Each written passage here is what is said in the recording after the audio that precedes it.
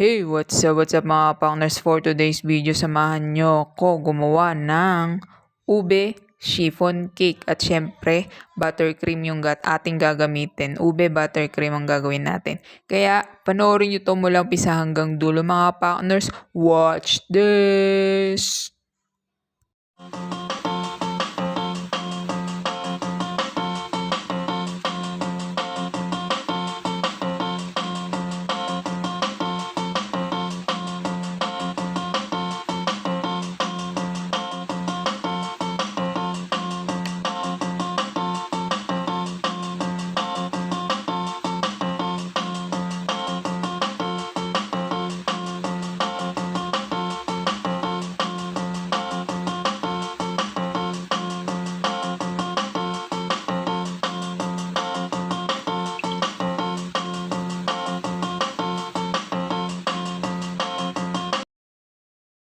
So ito guys, gumagawa na tayo ng ating buttercream.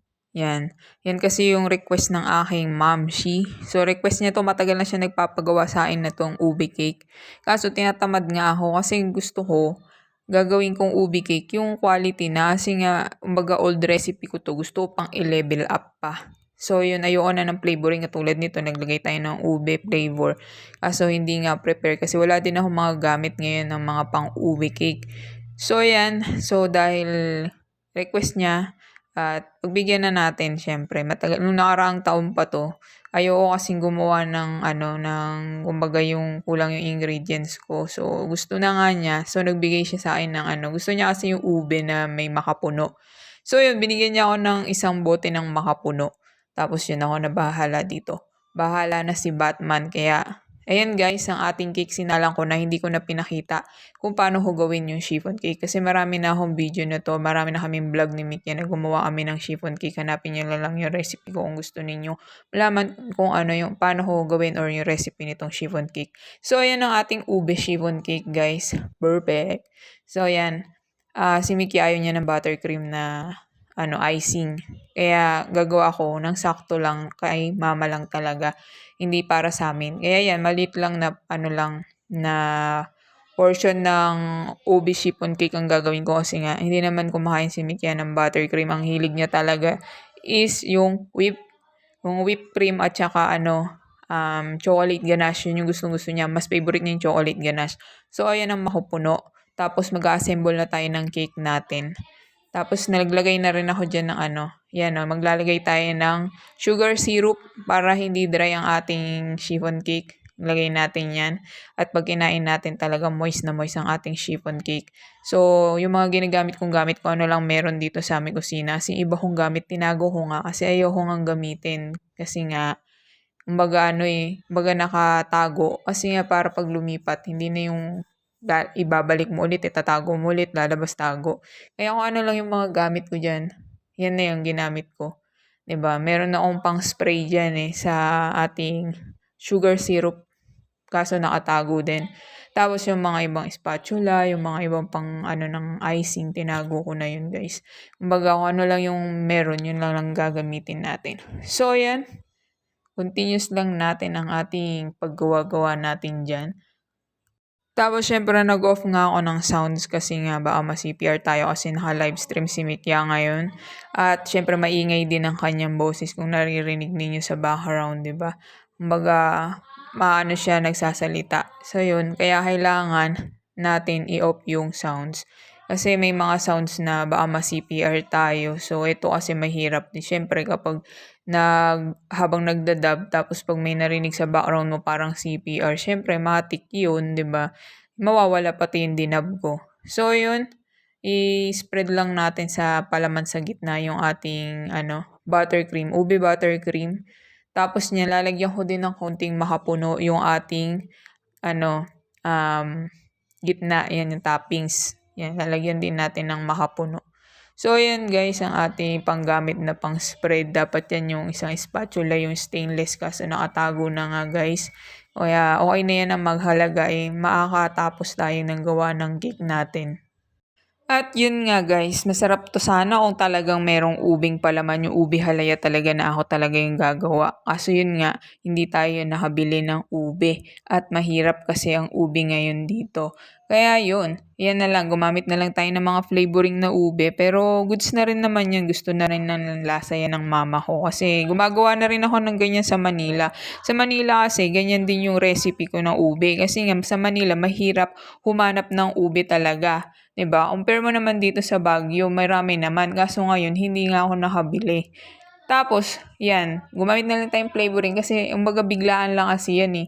Hindi ko naman expect na magluluto ako ng ube. Umbaga, kahit nga yung flavor niyan eh, binili na lang namin sa online ni Mickey kasi wala. 'Di ba? Kailangan niya na nitong Sabado yung cake. Kaya sabi ko, sige ako na bahala. Binigyan na lang niya ako ng makapuno at saka ng butter. Kasi wala din kasi kaming butter, hindi pa kami nakalabas ng town proper. Kaya so yan, ginawa ko na nga. Kasi ano naman na eh. Kumbaga meron namang mga ibang ingredients eh. Kumbaga may cake flour naman ako. Tapos yun na mabubuo naman yung cake. May egg naman, di ba? Mabubuo naman yung cake. So kasi nakaraan taon pa nga yan, di ba? Sabi ko nga na gustong gusto talaga niya na gawan ko siya ng ube chiffon cake. Kaya so yan, gawan na lang din natin. So yun guys, pasensya na sa background kung naririnig ninyo yung boses ni Mikia. Sana lang, okay lang marinig yung boses ni Mikia sa background. Wag lang yung sounds na pinapatugtog niya kasi yun nga, makaka-copyright tayo. So yan, lagyan lang natin ng saktong makapuno. Guys, ang sarap niyan. Kaya pinipiling-piling ko, masarap din niya kung may ubi halaya talaga yan sa gitna. Tapos meron din ubi halaya yung ibabaw niya. Napakasarap na oh. Kasi yung buttercream ko, Swiss buttercream nga pala yung ginawa ko guys. Yan yung ginawa kong icing. Kaya sarap ng Swiss buttercream eh. Kaso si Mickey hindi niya talaga favorite yung Swiss buttercream. Mas talagang pang whipped cream lang siya at saka chocolate ganache at chocolate cake. Yung gusto niya is chocolate chiffon cake at saka yung mga moist chocolate. Yun yung mga trip niyang kainin. Yung mga ganyan din niya trip kaya hindi na ako gumawa. Pero gumawa ko ng ube na ensimada. Yun yung niya ngayon kakainin guys. Yun yung merienda niya habang nagla-livestream. So yun yung ginawa ko nga palang cake is 9 by 9 ata yung sukat ng pan na to. Tapos lang siya, pang isang cake lang talaga yung ginawa ko. Hindi ako gumawa ng kagaya ng dalawahan na recipe. Kasi nga, wala naman din kakain. Kasi nga si Mickey, ayaw nga, di ba? Ako lang din yung kakain. Ako, hindi naman ako mahilig sa masyadong sweet. Kasi ako naman, wala naman akong masyadong arte sa mga cakes. Basta ang gusto ko sa mga cakes, ma-icing talaga. Kumbaga lahat kakainin ko kahit anong flavor yan.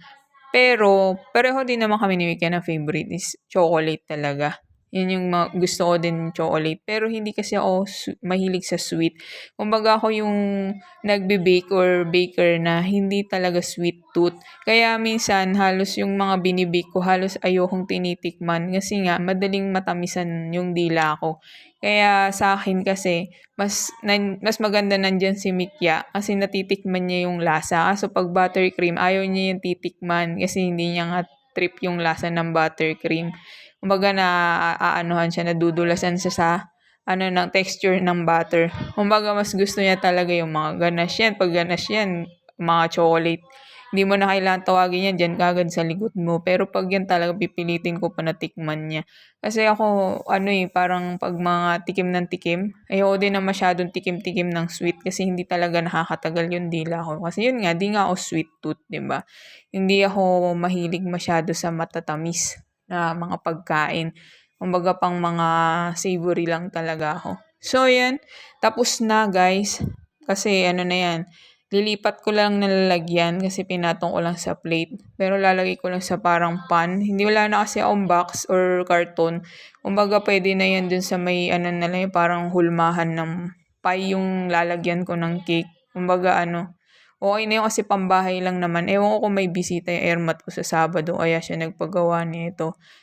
Mas maganda na kasi pag homemade guys. Kasi kumbaga mas onti lang yung ingredients na magagamit mo. Compare sa bibilihin mo na napakamahal. Magkano na yung cake ngayon, di ba? Pero kung bibili ka ng ingredients, sobrang mura lang. Pero napapamahal ka kasi sa karton, sa mga karton ng cake, sa mga ibang mga gamit kasi mahal talaga. Biruin mo magkano na yung board, iba yung price ng board, iba yung price ng box, iba yung ribbon, 'di ba? Iba rin yung kunwari kung maglalagay kayo ng mga happy birthday na mga ano diyan or design, iba din yung price nun. Kumbaga yun yung nagpapataas. Tapos yung labor. Kagaya sa akin, kunwari, ako gagawa ng cake, ang labor ko is 1K na sa isang araw ang aking labor, di ba? Siyempre, papatong mo din yun sa cake. Kaya pag mga homemade talaga, mas mataas talaga yung presyohan yan, guys. Compare mo sa maramihan. So, yun, tapos na yung cake natin. So, ito, gumawa ko ng ube ensaymada para sa merienda namin ni Mikya. Pero, kumain kami ng gulay. Kumain ako ng ampalaya. Kumain kami ng ampalaya. Tas, yan, kumain tayo ng bread. Kaya kung nakabot ka sa dulo ng video na to, guys, huwag niyo kalimutan na mag-like and subscribe. At syempre, comment down kung may mga request kayo dyan or mga gusto kayong sabihin. Kaya hanggang sa susunod, guys, na vlog na to. At thank you very much sa inyong lahat sa pagsuporta sa amin ni Mikya, lalong-lalo na kay Mikya pag nag-LS siya. Hanggang sa susunod na vlog, mga partners. Bye-bye! See ya!